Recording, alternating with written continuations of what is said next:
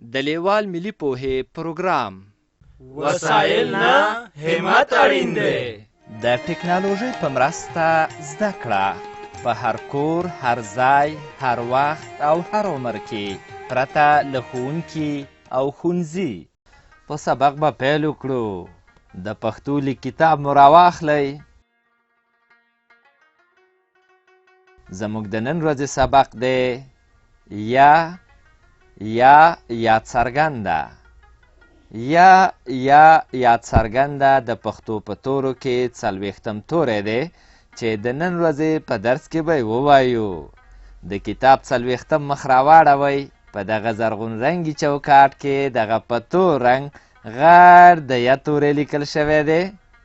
دا ګورئ، دا هغه شی چې له کوم لور نه شروع شوی او په کوم لور یې حرکت کړی دا راښیي چې یا توری داسې لیکل کیږي.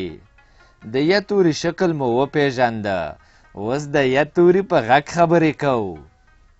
اوس دا ګورئ، یا توری په کلمه کې څنګه لیکل کیږي.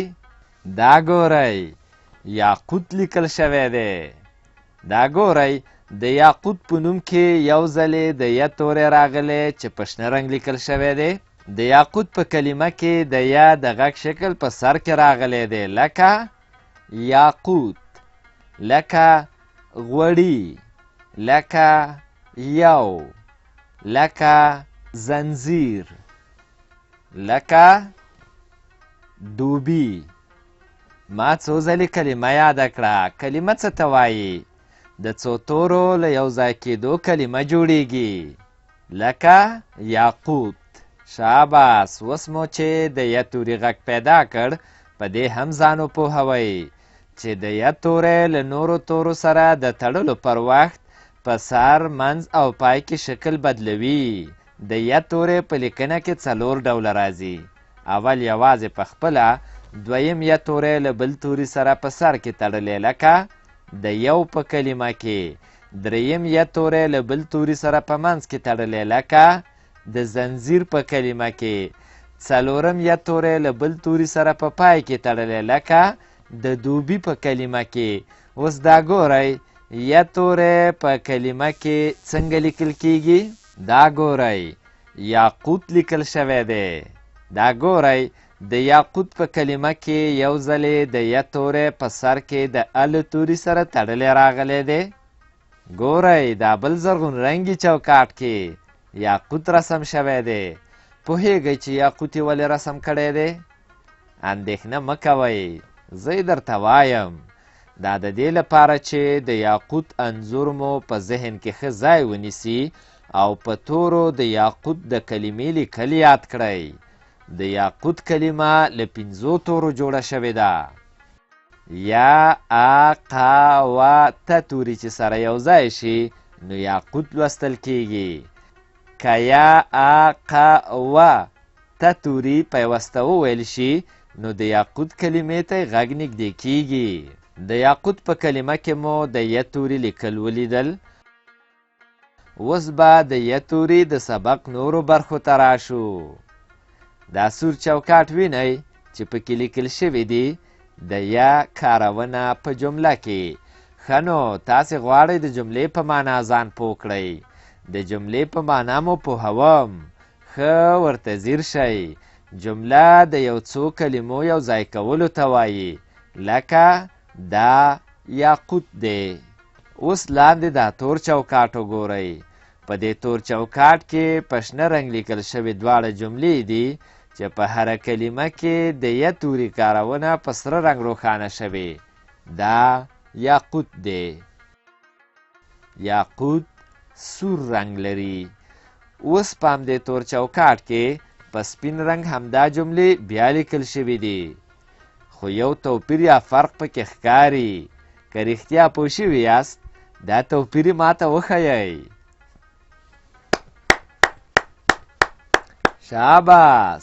په هر هغه یا توري مو ګوته کېښوده چې زیړ دی. ګورئ، دلته 3 ځلې د یا توری راغلی دی. اوس نو قلم راواخلئ او د هر زیړ یا توري پر سر یا توری ولیکئ چې د یا توري لیکل مو زده شي. دا کار ځکه کوو چې د دې تور چوکاټ د پاسه په کیڼه خوا کې په زیړ چوکاټ کې درته لیکلي دي د ی توري د کارونې ځایونه روښانه کړئ. د ی توري په سر کې شکل لیکو. ډېر ښه، په تور چوکاټ کار وشو. اوس راځو شنه چوکاټ ته چې نورې جملې زده کړئ.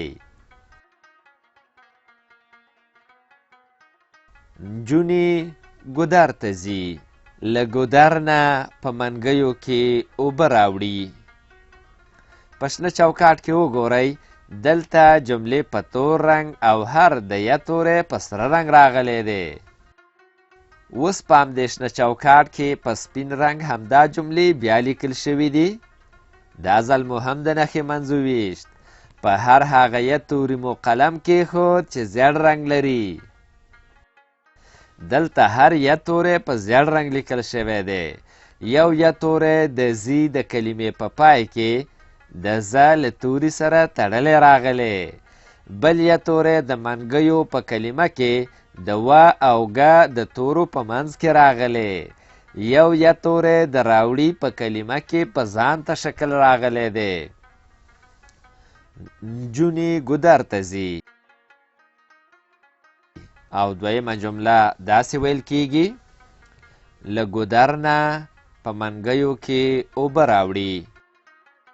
اوس قلم راواخلئ، دا په سپین او زیړ رنګ چې نجونې ګودر ته ځي لیکل شوي په سر یې ولیکئ چې لیک مو زده شي. او همدارنګه له ګودر نه په منګیو کې اوبه راوړي د جملې په سر ولیکئ. نجونې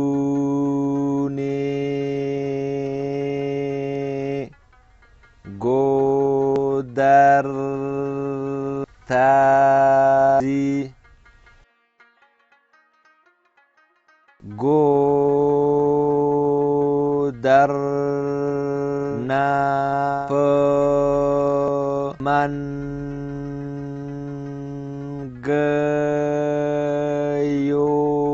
کې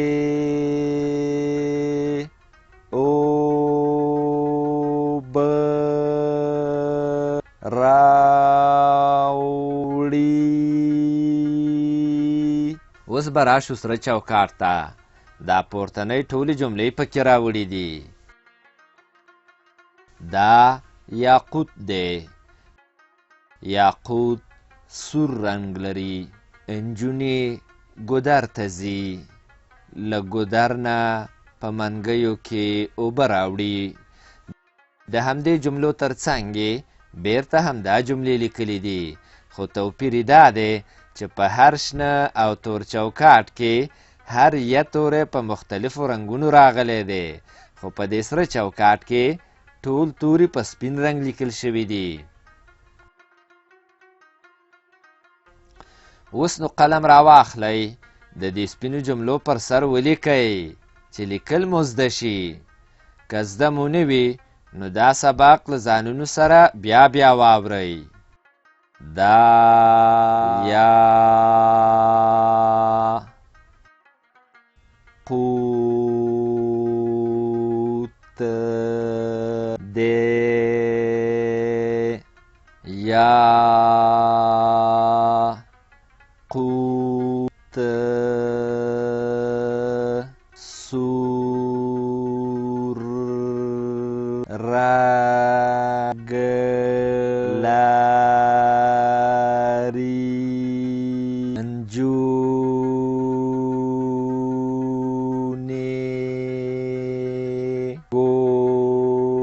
ګودر ته ځي، ګودر نه په منګیو کې اوبه راوړي. تر سره چوکاټ لاندې خړ چوکاټ ته راځو. د خړ چوکاټ په سر کې د لاس او قلم نښې او د تمرین کلمه ګورئ چې په سره رنګ لیکل شوې ده. ورخطا کېږئ ما د تمرین په معنا مو هم پوهوم. د یوه کار بیا بیا کولو ته تمرین وایي. په تمرین سبق ښه یادیږي.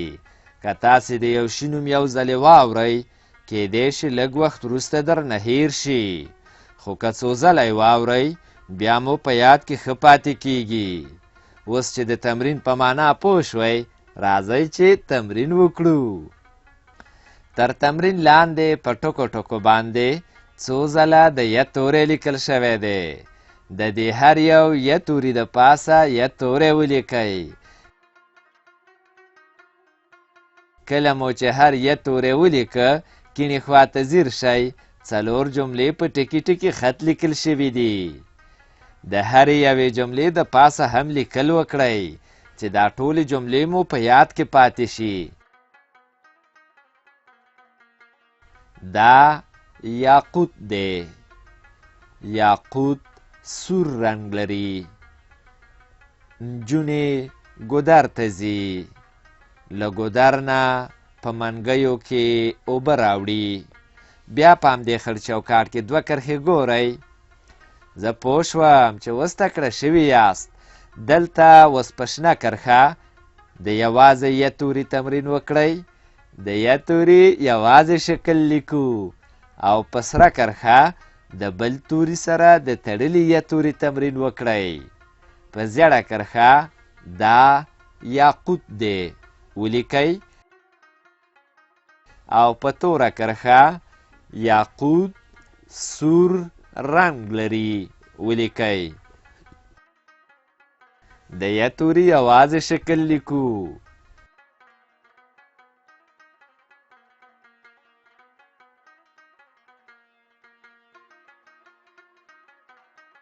د ی توري په سر کې شکل لیکو.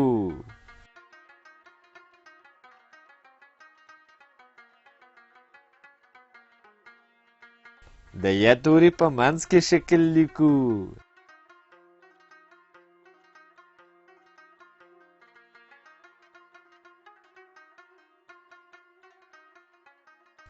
د ی توري په پای کې شکل لیکو. د ی توري یوازې شکل لیکو.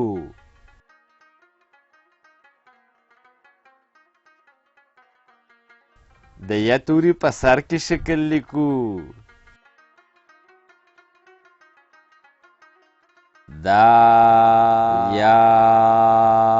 یاقوت دی. دا یاقوت سور دی.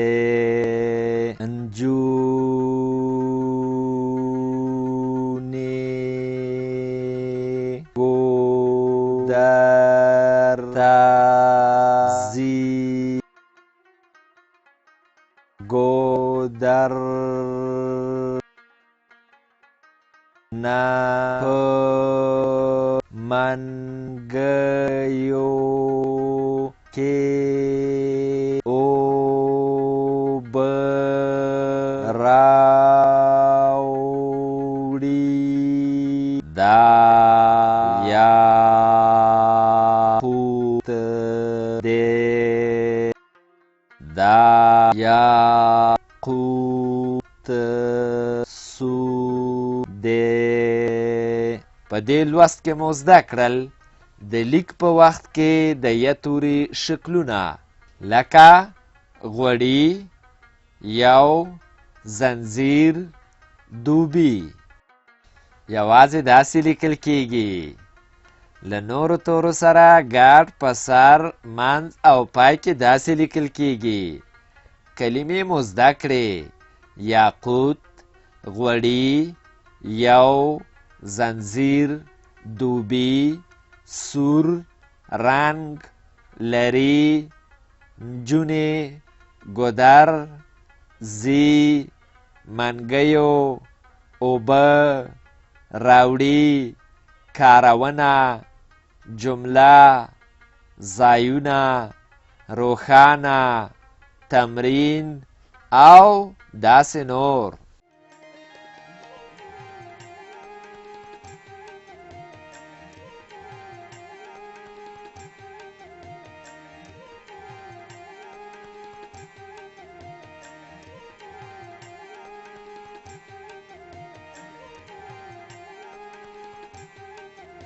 له دې ویډیو سره د لیک کتاب په زده کړه کې ډیره مرسته کوي. د کتاب ترلاسي لپاره پته ده lls@leval.com 003 280 24 40. د نورو معلوماتو لپاره لیوال د لرې ښوونځي تګلاره وګورئ.